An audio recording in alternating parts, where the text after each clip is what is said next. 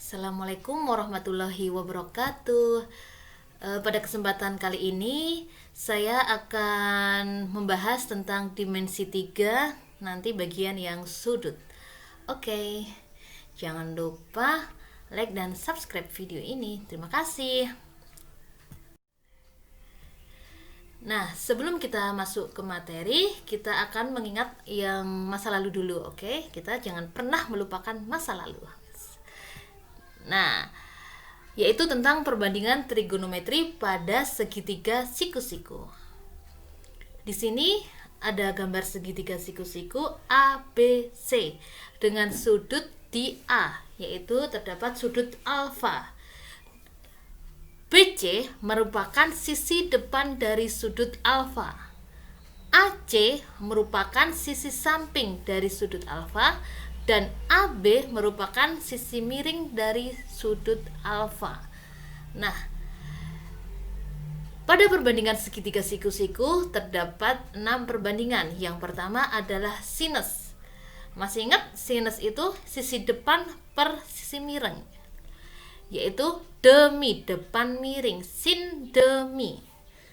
Untuk kosinus, cos sami samping per miring, tan desa depan per samping. Untuk kosekan yaitu mide miring depan. Kosekan adalah kebalikan dari sinus, yaitu sepersin. Sehingga kalau sinus demi, kalau kosekan mide. Untuk sekan misa, kebalikan dari kebalikan dari cos, yaitu sekan itu misa, miring per samping. Terakhir, kotangan, kebalikan dari tangan. Kalau tangan itu desa, kalau kotangan sade, samping per depan. Nah, itu dia nanti materi yang akan kita pakai untuk dimensi 3 bagian yang sudut. Selanjutnya,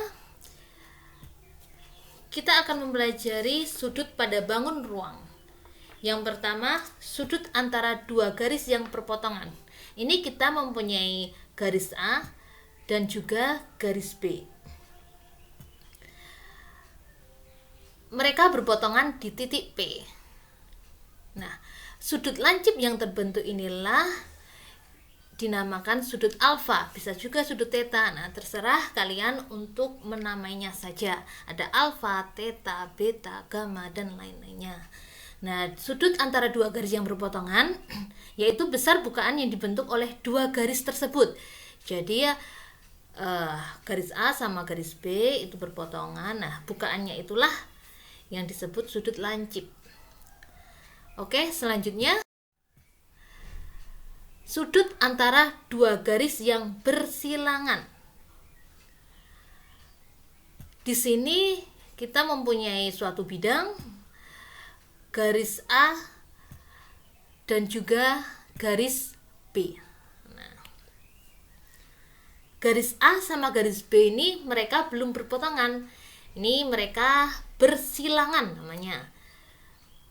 Sudut yang dibentuk oleh garis A dan B yang bersilangan diperoleh dengan cara menggeser B sampai memotong A. Nanti itu disebut B aksem. Jadi menggeser B sampai memotong A. Ini ada titik B tadi, kita geser sampai memotong A di titik yang hitam itu. Ini disebut B aksen karena bayangannya ya, proyeksinya. Nah, sudut yang terbentuk adalah sudut theta di sini. Oke, seperti itu. Jadi, ketika ada garis yang belum berpotongan, maka salah satu digeser. Ini sebenarnya bisa juga garis A digeser ke B sehingga berpotongan. Itu sama saja gitu ya. Yang penting salah satu digeser. Oke, selanjutnya ada sudut antara garis dan bidang. Ada sudut antara garis dan bidang. Ini terdapat garis G dan juga bidang. Nah, sudut yang terbentuk gimana? Sudut antara garis dan bidang merupakan sudut antara garis dan bayangannya. bila garis tersebut diproyeksikan pada bidang. Jadi garis G ini diproyeksikan pada bidang. Nah, oke, kita proyeksikan pada bidang itu. Jadi proyeksi itu harus membentuk sudut siku-siku ya. Jadi ini terdapat sudut siku-siku. Proyeksi garis G adalah G aksen. Nah, sudutnya yang mana? Sudutnya adalah, nah ini dia sudutnya. Ini disebut sudut theta, alfa, gamma. Nah, itu terserah untuk dalam namanya saja. Oke, selanjutnya ada sudut antara dua bidang yang berpotongan. Maksudnya gimana? Contohnya ini. Oke, sudut antara dua bidang adalah sudut yang dibentuk oleh dua garis yang tegak lurus, garis potong pada bidang alfa dan beta. Jadi garis yang tegak lurus, gitu ya. Jadi sudut antara dua bidang adalah sudut yang dibentuk oleh dua garis yang tegak lurus, garis potong pada bidang alfa dan beta. Oke, ada 4 sudut pada bangun ruang ya, seperti itu. Oke, jadi ada catatan penting nih.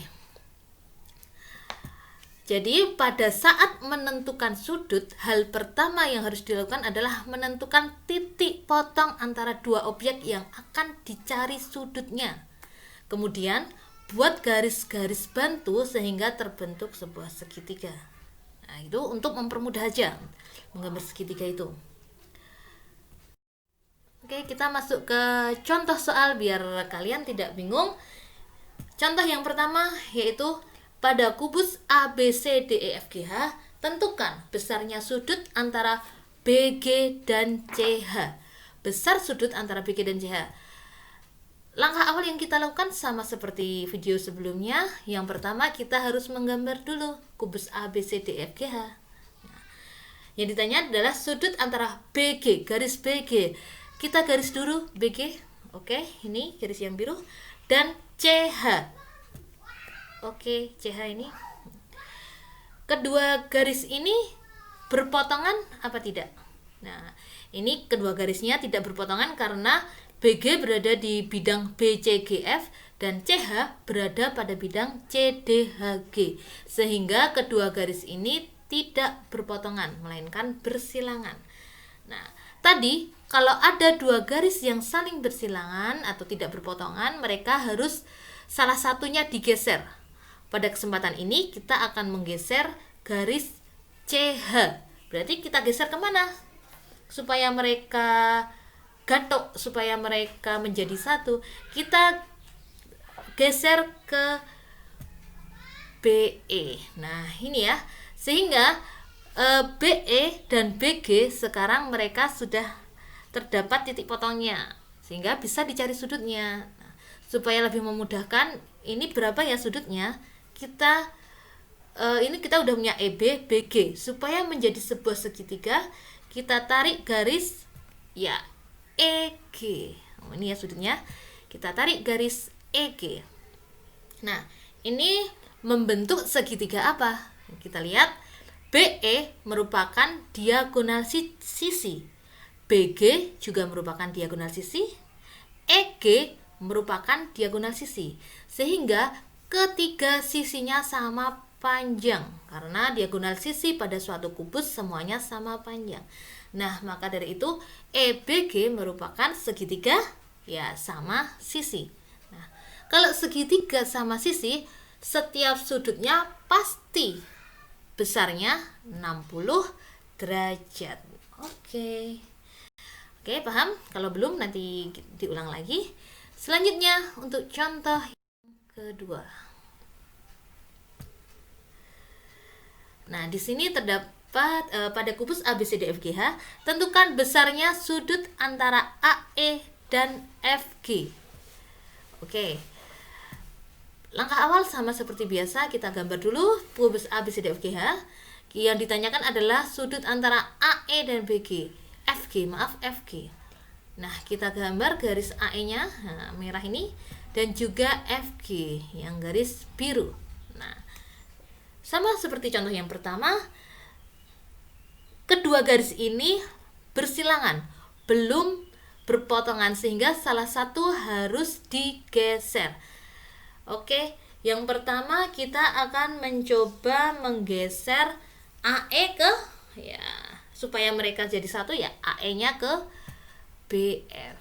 Oke, nah mereka sudah bersatu ya. Kalau bersatu, sudut antara FG dan FB berarti sudutnya di titik F. Oke. Nah, itu sebenarnya sudutnya udah sangat diketahui ya. Itu bangun kubus, sisinya berupa persegi. Berarti BF sama FG otomatis membentuk sudut, ya, siku. Siku berarti besarnya kalau siku-siku 90 derajat. Oke. Atau bisa juga ada garis AE dan juga FG. Bisa juga tadi kita menggeser AE ke BF. Sekarang boleh yang lainnya. Bisa kita menggeser yang FG. Oke, berarti kalau FG supaya berpotongan dengan AE, kita geser kemana? Ya, kita geser ke EH. Oke, mereka sudah berpotongan ya di titik E.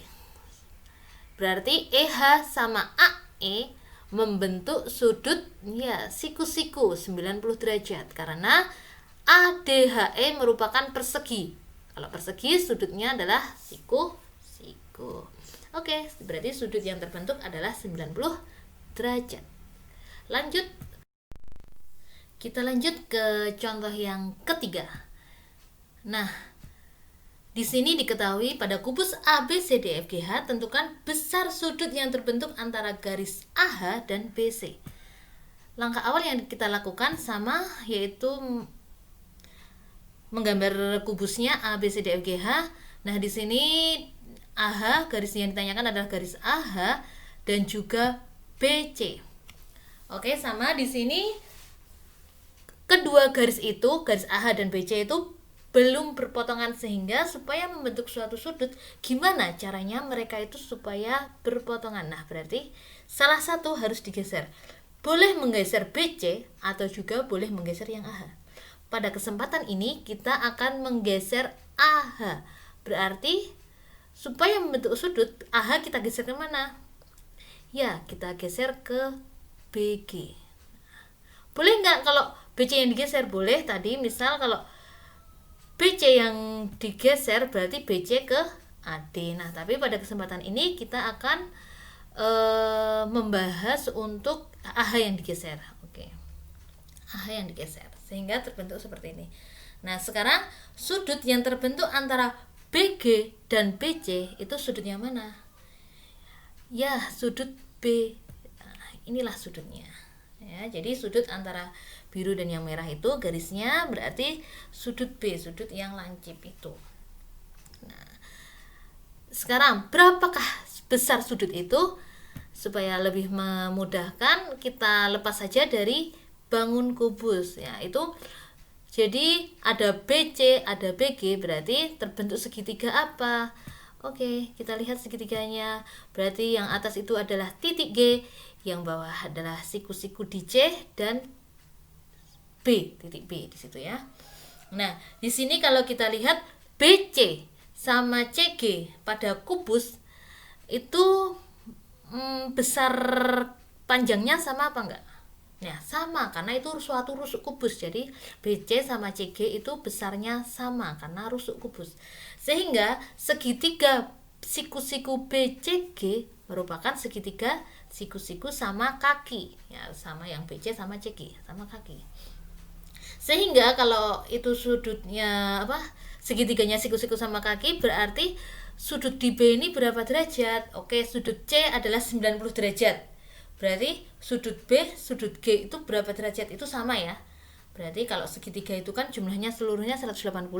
Oh, udah ada 90 derajat. Berarti sisanya 90 derajat supaya 180. Nah, 90 dibagi 2 karena G sama B sama, berarti ya 45 derajat. Sehingga sudut B besarnya adalah 45 derajat. Oke, kita lanjut ke contoh soal yang nomor 4.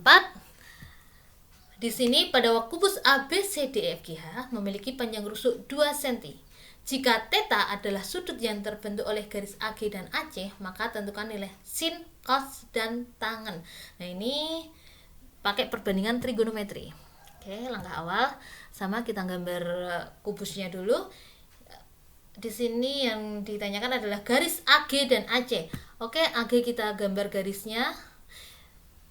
Rusuknya 2 cm ya. AG kita gambar garisnya. Nah, ini AG dan juga AC. Garis AG dan AC berarti sudut yang terbentuk sudut mana? Oh, sudut yang A di sini ya. Jadi perpotongan antara garis AG dan AC. Oke. Supaya lebih memudahkan, mendingan kita geser saja gambarnya.